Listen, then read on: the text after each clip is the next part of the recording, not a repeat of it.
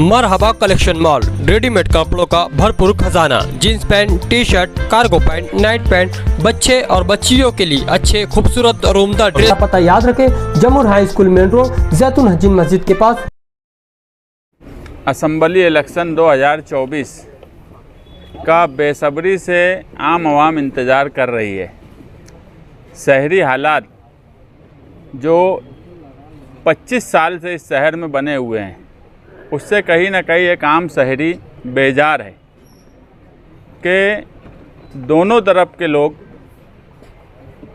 शेख आसिफ या मुफ्ती साहब, इन लोगों ने 25 साल में एक मिली जोड़ करके इस शहर की तरक्की, इस शहर का दबदबा, इस शहर को जो मस्जिद व मीनारों का शहर बोला जाता था, वो सब इस शहर से ख़त्म करने का काम किया। तरक्की के नाम पर ज़ीरो है और एक से एक बहाने बनाए जाते हैं लीडर की तरफ से।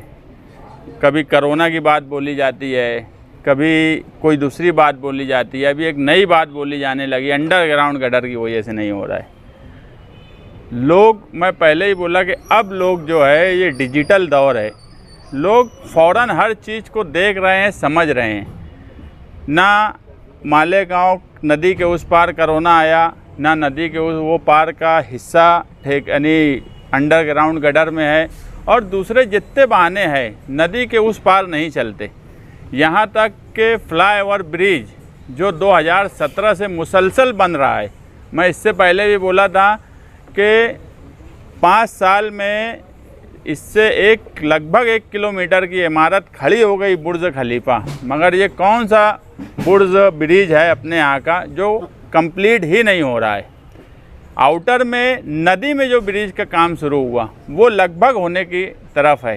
काम करने वाला काम कर रहा है, तुम्हारा ही पैसा ले जाके काम कर रहा है, तुम्हारा ही जो जनरल बजट है वो 30% 40% ले जाकर मुसलसल उधर काम कर रहा है।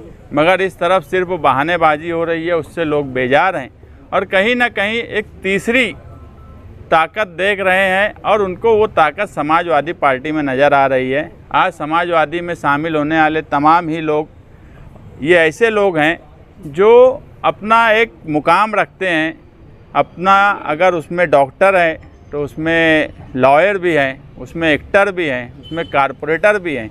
और ये ऐसे लोग हैं, 12 नवंबर का वाक़या आप सबके सामने है, यहाँ खान साहब भी बैठे हैं, कि मालेगांव शहर की क्या हालत हो गई थी। उस वक्त एडवोकेट तौसीफ जो हैं, वो सिर्फ एक कहानी, उनका रोज़गार का वो नहीं किए, वो एक समाजी काम, मिल्लत पर जब मसला आया तो उसके लिए उन्होंने बगैर खर्च के, बगैर पैसे के, उनकी पूरी टीम ने कोशिश की।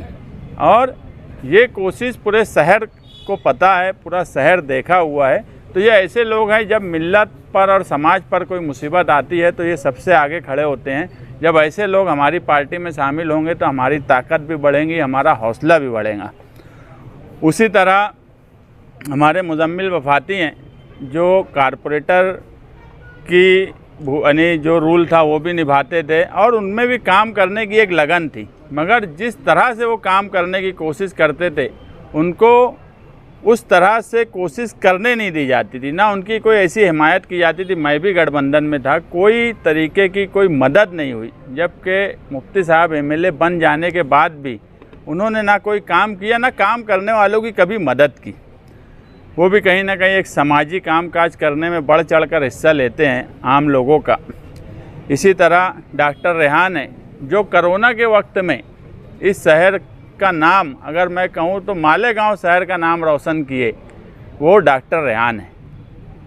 भिवंडी तक उनकी टीम लेकर गए। मुझे आज भी याद है कि भिवंडी में उनको जब रोका जाने लगा तो मालेगांव शहर में जो कोरोना के इंचार्ज थे पंकज असिया, 3 बजे डॉक्टर रेहान मुझे फ़ोन किए कि यार किसी भी तरीके से हमको वहाँ जाने दो, वहाँ के लोग बहुत परेशान हैं, अगर तुम पंकज असिया से बातचीत कर सकते तो उनको बोलो कि हमारी पूरी टीम है, वहाँ मदद करेंगी।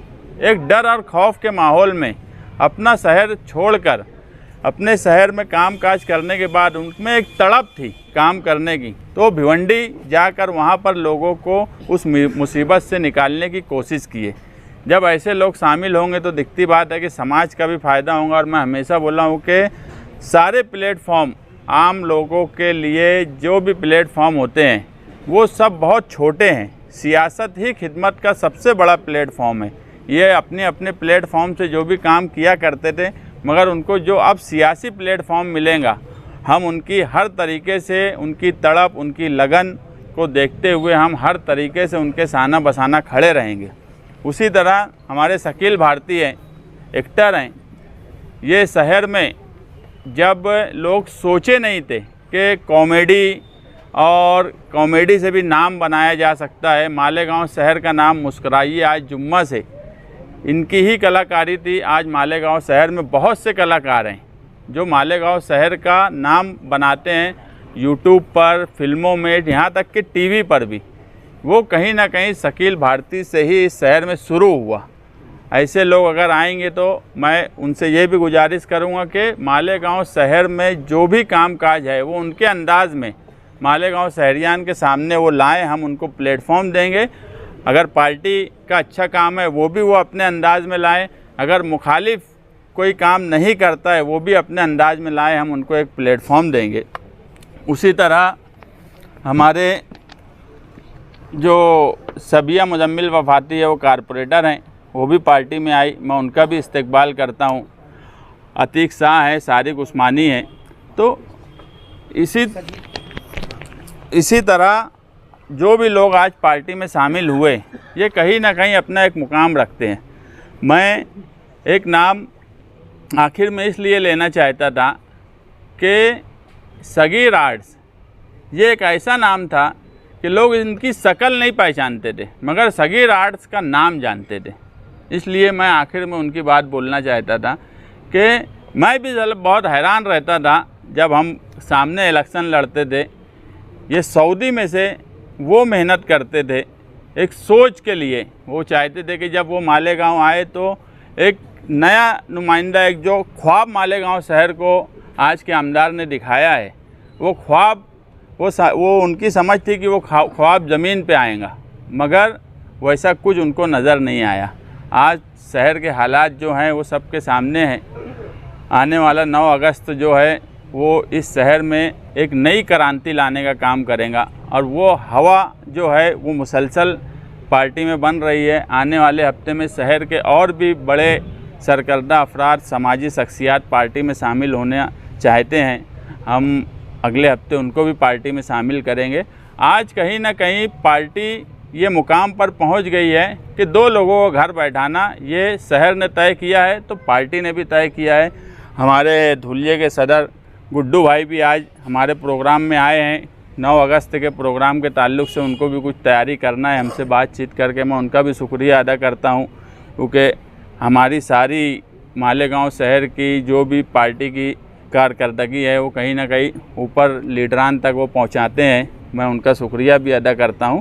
और आज जो लोग पार्टी में आए हैं, मैं चाहता हूं कि वो भले एक मिनट वो अगर अपनी बात रखना चाहते हैं तो मीडिया के सामने रख सकते हैं। मालेगांव शहर के मुख्तलिफ शोबे से ताल्लुक़ रखने वाले जैसे एडवोकेट तौसीफ, हम लोग उनसे ये उम्मीद करते हैं कि जो लोग कानूनी पेचीदगियों में फंसे हुए हैं और उनको राहत नहीं मिलती, जैसे खान साहब ने, अजीम खान साहब ने 12 नवंबर में एक अपनी खिदमत का ऐसा जलवा बताया जिससे यहाँ से लेके हाई कोर्ट तक हमको आसानी हुई और लोगों को रिहाई में बहुत ज़्यादा आसानी हुई। ये काबिल मुबारकबाद थी। और हमारे लिए खुशी की बात यह है कि ऐसे वकील हमारे साथ आ रहे हैं जो काम करने के साथ साथ जो लोगों ने काम कागज़ पे किया है, अमली तौर पे नहीं किया है, उनका काम भी बाहर निकालने की कोशिश करेंगे। ऐसी हमारी पार्टी की तरफ से उनसे दरख्वास्त है।